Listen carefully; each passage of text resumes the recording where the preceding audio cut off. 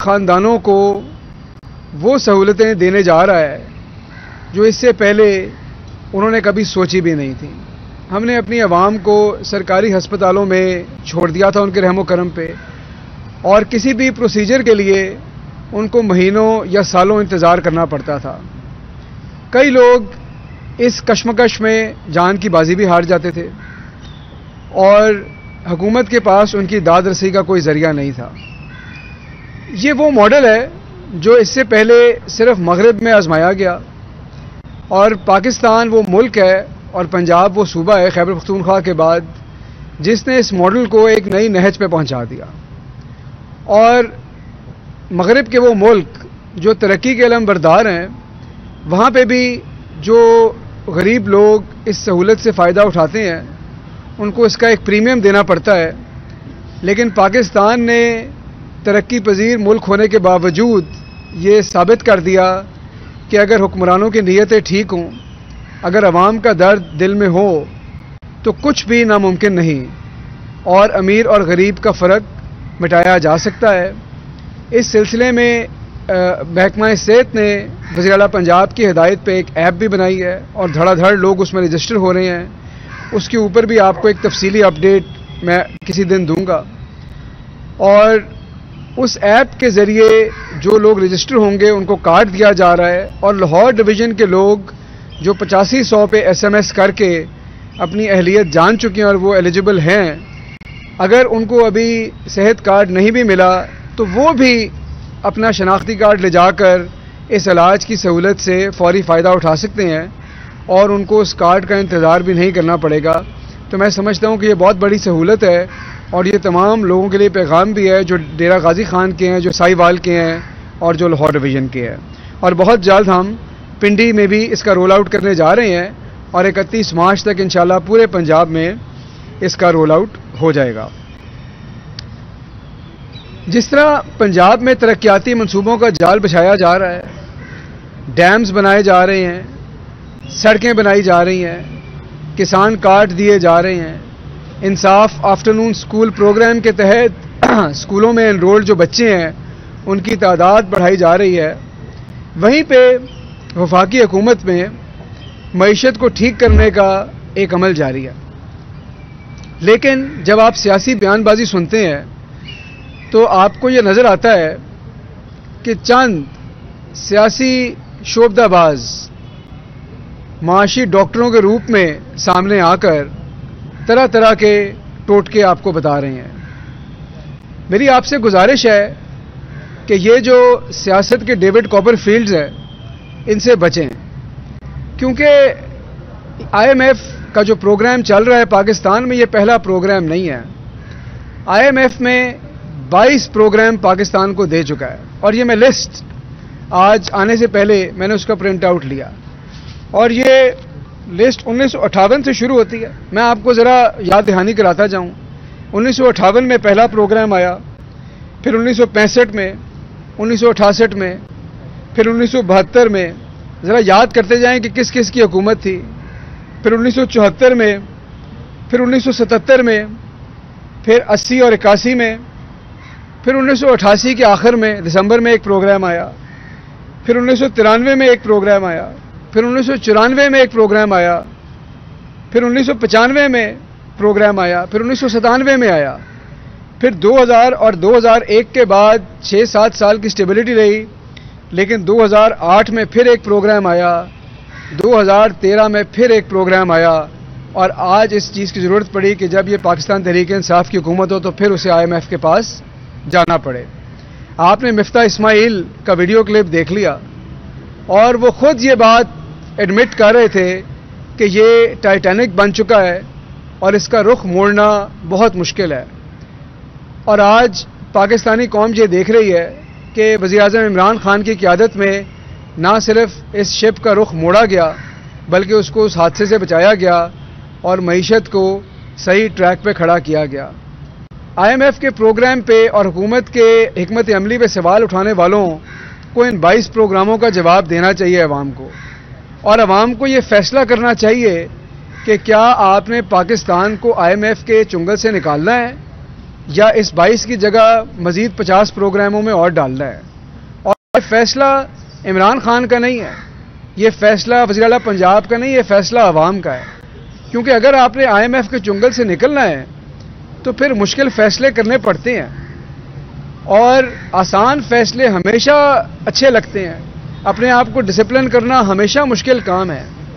تو ایک طرف آپ کے وہ سیاسی شعبدہ باز ہیں جو آپ کو یہ کہتے ہیں کہ ہماری پالیسیاں اچھی تھیں جب ہم دھڑا دھڑ قرضے لیتے تھے, اور جب ہم فضول خرچیاں کرتے تھے, جب ہم کرپشن کرتے تھے, کیونکہ قرضے کی تو کوئی کمی نہیں, آپ قرضہ لیتے جائیں.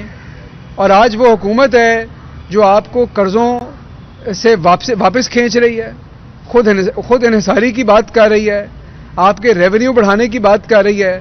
تو یہ فیصلہ آپ کو کر رہے ہیں کہ آپ کو آج آسان بنانا ہے یا آنے والا کل آسان بنانا ہے. اور یہ وہ جنگ ہے جھوٹ اور سچ کی جو پاکستان تحریک انصاف کی حکومت لڑ رہی ہے.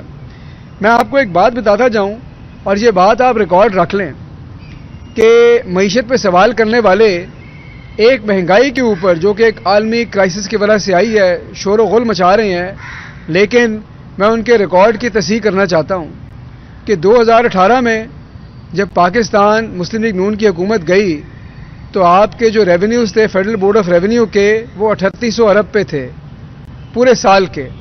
آج 6 مہینے کا جو ریونیو ہے وہ 3000 ارب ہے. ہم 6000 ارب انشاءاللہ اس سال ٹچ کریں گے. کہاں 3800 اور کہاں 6000 ارب.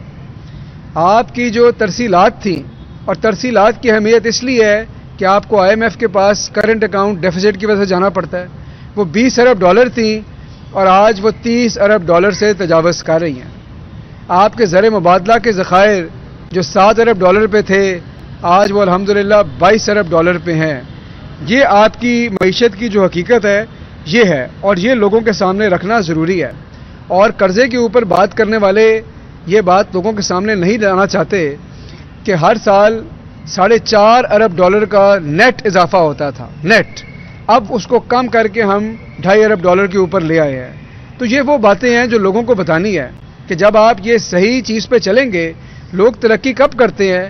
جب وہ فائنینشیل ڈسپلن کا راستہ اپناتے ہیں, جب ان کے ریونیوز بڑھتے ہیں, جب ان کی برآمدات بڑھتی ہیں. تو یہ طریقہ ہے ترقی کا, یہی طریقہ انصاف کی پالیسی ہے. لیکن اگر آپ ان سیاسی شعبدے بازوں کی باتیں سنیں تو آپ کی عقل دنگ رہ جاتی ہے. ایک شخص جو ہے آپ کے شہباز شریف صاحب, وہ غریب آدمی کی بات کر رہے ہیں, اور غریب آدمی کی بات, ان کے دل میں غریب آدمی کا کیا درد ہے. لیکن جب ان کے TT کیس کو دیکھتے ہیں تو واقعی لگتا ہے کہ ان کی غریب آدمی سے اتنی ہمدردی ہے, اسی لیے انہوں نے اپنے دفتر میں کام کرنے والے غریبوں کے اکاؤنٹ میں اربوں روپیہ ڈلوا دیا. ہم اس طرح کی ہمدردی پہ یقین نہیں رکھتے. اور اس کے بعد انہوں نے کہا کہ جی 23 مارچ کا جو مارچ ہے وہ بڑا اہم ہو گیا ہے. تو یعنی کہ تقریر کے دوران انہوں نے مزید 75 دن کی مزید ڈیڈ لائن دے دی. یہ کس کو بیوقوف بنا رہے ہیں؟ یہ کیا سگنلنگ کر رہے ہیں؟ یہ کیا عوام بیوقوف ہے؟ یہ ان کی پالیسیاں نہیں جانتی؟ وہ تحریک عدم اعتماد لانے کی بات کرتے ہیں. میرا تو ان سے درخواست یہ ہے کہ وہ ذرا اپنی پارٹی کی قیادت کے اپنے اوپر اعتماد کو ذرا پرکھ لیں اور اس بات پہ فیصلہ کر لیں کہ جب بڑے بھائی آئیں گے تو ان کی کیا پارٹی میں حیثیت ہوگی اور اگلا وزیر اعظم کون بنے گا. ابھی تو یہی باتیں, اگر ان کی پارٹی جیت گئی تو ابھی تو وہ ان بنیادی سوالات سے باہر نہیں نکلے. اور ادھر خواجہ آصف صاحب نے فرمایا کہ ہر بحران کا موجد جو ہے وہ عمران خان صاحب کو انہوں نے قرار دیا. ان کے بھی ریکارڈ کی تصحیح کر لیں. جیسے ہی پاکستان تحریک انصاف کی حکومت آئی, پہلا بحران دیوالیہ اکانومی, بینکرپٹ اکانومی, آپ کے فارن ایکسچینج ریزروز نیچے. کون اوپر لایا؟ عمران خان. دوسرا بحران دنیا میں کرونا آ گیا. کون پاکستان کو اس بحران سے باہر لایا اور پاکستان کی جو صلاحیتیں اس کو پوری دنیا میں مانا گیا؟ وزیر اعظم عمران خان. پھر آپ کا بحران آیا FATF, کیونکہ بلیک لسٹنگ کی دھمکیاں اور خطرہ, کیونکہ پچھلی حکومتوں نے جو منی لانڈرنگ کی وہ آج ہمارے سر پہ آ کر کھڑی ہو گئی. کس نے اس بحران سے نکالا؟ وزیر اعظم عمران خان. بارڈر کے ساتھ آپ کے افغانستان کا کرائسس شروع ہو گیا. کس نے پوری دنیا کو وہاں پہ اکٹھا کیا اور سب سے بات چیت کی؟ وزیر اعظم عمران خان. اور آج جب پوری دنیا میں ایک پورا آپ کے کموڈیٹیز کا کرائسس ہے, انفلیشن ویو ہے, کون شخص آپ کو صحت کارڈ اور احساس راشن کارڈ لے کے دے رہا ہے؟ وزیر اعظم عمران خان. تو خواجہ آصف صاحب سے بھی درخواست ہے کہ ذرا اپنے ریکارڈ کی تصحیح فرما دیں. اور پھر وہ کہتے ہیں کہ چھوٹا بھائی بڑے بھائی کو بلا کے لاتا ہے. یہ آپ تو کسی کو بھائی سمجھتے ہی نہیں, اور جس کو بھائی کہتے ہیں اور کہنا چاہیے آپ تو اس کی پیٹھ پہ چھرا گھونپنے والے ہیں. آپ ہمیں یہ بات بتاتے ہیں. آپ کو یہ بات زیب نہیں دیتی کہ اس ملک کے ادارے ایک دوسرے کی عزت کرتے ہیں, ایک دوسرے کی تکریم کرتے ہیں, ایک پیچ میں ہیں؟ کیا یہ ملکی سالمیت کا تقاضا نہیں ہے کہ آپ بیٹھ کے اس قسم کی باتیں کر رہے ہیں اور پتھر پھینک رہے ہیں اداروں کے اوپر؟ تو میرے خیال میں یہ چیزیں شرمناک ہیں اور ان سے اجتناب کرنا چاہیے. بہرحال میں آپ کو پھر یہ کہوں گا کہ یہ جو سیاست ہے, اگر آپ بلاول زرداری صاحب کو اور مریم صفدر صاحبہ کو دیکھیں تو یہ آپ کو آپ کی ملک کا جو سیاست ہے اس کا بلو پرنٹ, آپ کو اس کا ایکس رے نظر آ جائے گا. یہ دو لوگ کیا یہ دو لوگ ریپرزینٹ کرتے ہیں؟ یہ نشاندہی کرتے ہیں موروثی سیاست کی کہ جمہوریت کا ہم نعرہ لگائیں گے, عوام کو ہم بیوقوف بنائیں گے, مال بنائیں گے, کرپشن کریں گے, اور ہماری پارٹیوں کے اندر جمہوریت کا جیم بھی نہیں کھڑا ہوگا. وہ لوگ جنہوں نے ہماری پارٹیوں کے لیے 35 سال خدمت کی ہے وہ ہمارے پیچھے ہاتھ باندھ کے کھڑے ہوں گے. یہ اس ملک کی جمہوریت کا ایکس رے اگر آپ ان دو لوگوں کو دیکھیں, اور اسی کو ختم کرنا عمران خان صاحب کا نعرہ اور پاکستان تحریک انصاف کا منشور ہے. شکریہ.